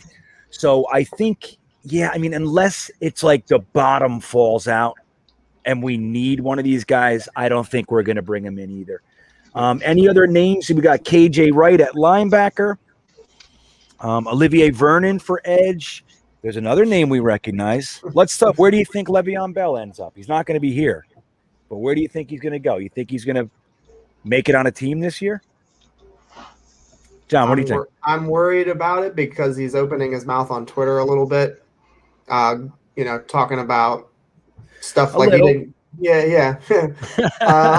Just a little bit. Right. So will he land a spot? I mean, I don't know. It's a tough question. He's only 29 years old. I would say he probably does. A couple of injuries here and there in the preseason. He'll probably find himself on a roster, I would think. I don't know who, though. It's hard to say. It really is because, look, it's one thing to throw the Jets and Adam Gase under the bus. Andy Reid. But he didn't stop there. He throws Andy Reid and then goes as far to say, I'll never play for Andy. Dude, what do you think? I mean, look, the guy is in the conversation for the best coach of this era, and he's in the conversation for one of the best coaches of all time. He's in it. Whether or not you believe he is or not, that's fine. But the discussion can be had. Le'Veon Bell, who he had that whole run-in with the Steelers, threw Tomlin under the bus and that whole organization. And then he comes to the Jets, throws this organization under the bus, and then he goes to the Chiefs and throws that organization. Who's going to want this guy? Especially when it's looking like he just might be washed. Mm-hmm. That's going to be a tough one. But look at the running backs that are still on the board. Duke Johnson, Todd Gurley, Le'Veon Bell. These are big names just a couple years ago. Names. And they're all, names. Is that what you said? Just Gurley. That's all they are. Gurley is power washed. He is power washed. I think Gurley's toast. No. Duke Johnson as well. Yeah, isn't it a shame though with Todd Gurley? It's like him and Le'Veon Bell were kind of making that push for running backs to get more money, and it looked like they might be cracking the wall, and then both of them end up looking like, and Todd Gurley with that injury before the Super Bowl. Was ruined. And I feel bad for Gurley too, man, because there is nothing wrong with that guy's character. Like Todd Gurley is a good dude. Yeah. And he started hot when he got into the league, and then he just had that injury just early enough, late enough to be considered one of the best, but early enough to really kill the rest of it. You know what I mean? And after that first 5 year, that first 5 years in the league, just the unfortunate truth is running backs just go downhill. Yeah, it happens all the time. It's happened numerous times in NFL history. Players burn out quick at that spot. It's just a thing. Yeah, it really is. And it is unfortunate. It's like, I come from an era where running backs were the most important. I mean, it was obviously quarterback, but it's like right behind him was running back. There were plenty of top 10 picks being used on running backs. And it's like all of a sudden it's like the NFL realized like, nah, man, we can get there. They're a dime a dozen. You can't really put, invest that much of your capital in a running back, especially when you talk about draft capital. So take a look at the 26 through 40s. You got a lot of names here. You got to look at the wide receivers. You got Kenny Stills, Golden Tate, Larry Fitzgerald. But the rumor is if the Cardinals don't sign him, he's retiring, right? Isn't that the way that goes? Danny Amendola, Alshon Jeffrey. Look at all these guys. Any interest in any of these guys, or we're good? I mean, I like Quan. Quan Alexander would be interesting. He's had some injuries though, but I would be okay with that. Yeah, and especially with, like we were talking about, our linebacking core, while we're all hyped about it and we have a lot of hope, in truth, there's nothing but question marks on it. Nothing. Yep. And then even when you get to like the Blake Cashmans of the world, don't forget about him. He's here. He's doing so well. He has a nickname, Break Glassman. That's not good, dude. That's not what you want, man. Sure is. I would agree with you on Quan Alexander as a potential position of need. To this day, I would take Larry Fitzgerald in a heartbeat.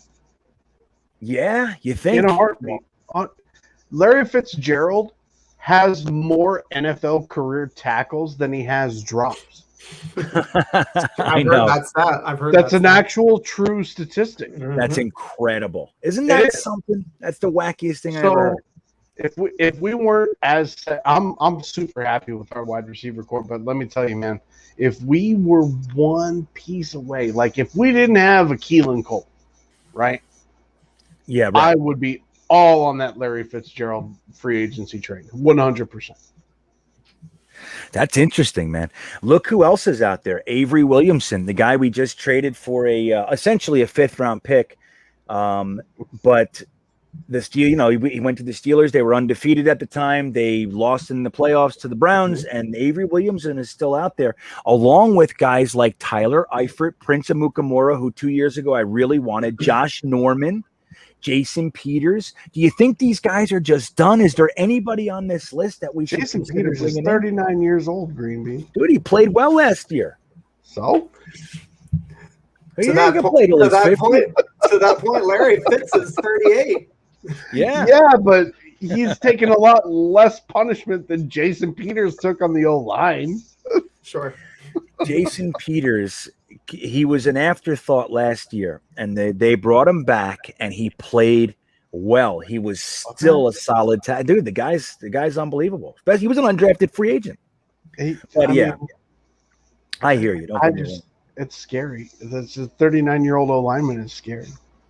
Hell, we're talking about Ryan Khalil after retirement was scary. Yeah. At what, 35, 36, 33? Whatever. Yeah, I know. Well, right, but he had all those injuries and stuff. But look at these names that are still out there, man. You got Nick Easton. He's a Kelechi Osemele. Remember that guy? Keep that cancer out of this locker room. Yeah. Kelechi Osemele is a snitch and a rat, and he tried to get over on the New York Jets by saying some form of medical malpractice. I'm not saying that we had the best staff in the world, but he's trying to say that we intentionally tried to hurt this guy. He can stay the hell away from my team. Yeah, I think that was one of the things. Joe Douglas that was one of the it was like the way that we had to do it was all rough and in the news and all that sort of stuff. But Joe Douglas said, "Get out of here," just like he did with Bells. Like, I don't care, whatever 100%. Has to happen, just go. Cut him. Get out of here. Cut him. Don't need anything for you. Look, so there's the list. So here's just to take a look. There's a whole bunch of guys. Bruce Irvin's still out there. Dion Lewis. I mean, these guys are all old. Des Bryant, Tavon Austin, who came into camp, right? They're all old guys. But so other than the guys you mentioned, so you mentioned the quarterback, John, hopefully or potentially Nick Foles. Jimmy, you mentioned Steven Nelson. Outside of those guys, you think we should be scouring the free agent pool right now, or you think we're good to go into camp the way that we are? Jimmy, what do you think? I honestly, if we can get Steven Nelson at 28, I'm down. Anyone else on the, and I've looked through this list 3 times. Yeah, I've looked through it 3 times, and And like I'm okay with like a Richard Sherman, but all the information saying he wants to go to a winner, blah blah blah. I get that. Like position of need.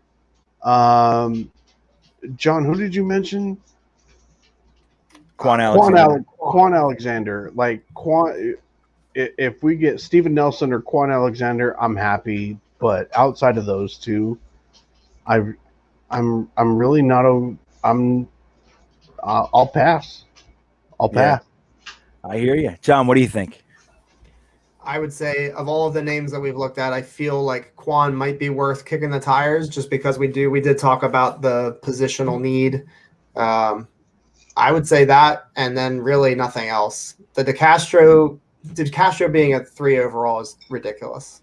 I 100% agree. I think that Jets fans are looking at that name and looking at the team and being like, let's get him. But they have no idea the medical history on this guy. Yeah, it's so stupid. And yeah, so but it's like, look, Jimmy said it from the rafters. They're just names at this point in their career, and that applies to so many guys on that list.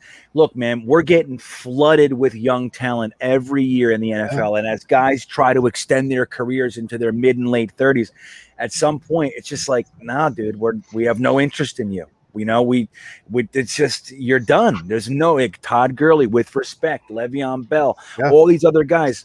It's looking like all those names, all Sean Jeffrey, all these names. It's just, the career's over, man. And hopefully we don't, run into a scenario where we have to actually go picking out of that pile again, because that was where we lived, man. And it's looking like we might not have to do that. And that's a good thing. So, all right, we're going to wrap this up. I want to give you guys an opportunity. But first, let me say this. Just like Jeremy just said, Jeremy Cravat, he's in the chat right now. He writes a weekly blog on the rookie quarterback class right at our very own GreenBeanjetsfan.com. Go on there, take a read, take a listen, whatever you want to do to it. See what he's talking about. This week was Trevor Lawrence. Next week is Zach Wilson, and then on and on and on through the rookie class throughout training camp. And I appreciate Jeremy doing that. But, guys, please support him. He's over at GreenBeanjetsfan.com. It's not hard to find once you get over there. Again, you can become a patron. My Patreon is now live. The description is in the the link is in the description of this video. And Jimmy, why don't you tell everybody what's going on with you, where they can find you, and all that jazz? Hey, you guys can find me on Facebook at JetsByJimmy, on Instagram at JetsByJimmy, on YouTube at JetsByJimmy, and on Twitter at JetsByJimmy. There you go. Pretty smart. I like what you did there. GreenBean, I'm actually looking at your website right now, and are you doing any sort of, in the future, like articles, like writing? Yeah, they're all. Look at the top 3 things on there. You'll see them. 2 of them are mine, or 1 of them's mine on there. 2 are from Germany. I'll be happy to contribute. Oh yeah, okay. We'll talk about that. That'll be great. Yeah, definitely. That'd be awesome. So, John, what do you tell everybody where you are? What's going on? If you have anything coming up. So NYJ Today, that's the channel, and Twitter NYJ Today, and Instagram NYJ_today. And that's right. So I do have I'm really excited about it. It's a big one. On July 9th, I'm interviewing Victor Green, former Jet. So he's coming over to I'm gonna get to talk to him. I'm really stoked about it. So if you're interested in that, come check that out. I'll post that probably around training camp time. And if you guys are interested, send me a question for Victor, and I'll read, the best mailbag questions. And I'm doing a giveaway on my channel. I don't know if you want to do that on here. Yeah, but, by all means. Okay. Yeah, I'm giving away a signed mini helmet from Wayne Corbett. No, you're not. You're not giving that away because you're going to give it to me. Everyone else, that is not a real giveaway. Leave him alone. It's not real. Wayne's my boy. I felt like I had to do a giveaway featuring him. So it's my second. It's Mark Gastineau and Wayne Corbett top two Jets of all time for me. Those are my two favorites. Yeah, I have not two. I have two good the ones. Gastineau Titans of New York jersey. I love that man. Mm-hmm. Yep, Gastineau's a beast. It's the guy who got me into the Jets, man. So, all right. Well, thank you both for being here. This was good. I really enjoyed it, man. It's good to see you, Jimmy and John. It's nice to have you on here, man. This is good stuff. Hopefully we can get together in the future and collab some more, man. It'd be a good time. But thank you guys, and thanks to everybody in the chat. You guys are the absolute best. I love chatting with you. I love you guys being here, and we will see you next time. Go Jet. 2009, they rode the Mangini Express, Rex did, right to the AFC Championship game. Then they built upon that and got to the 2010 Championship game. And then it came.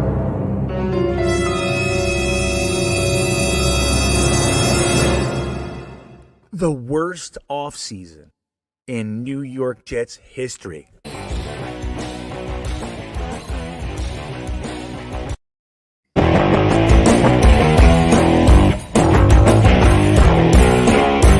I love Jets fans.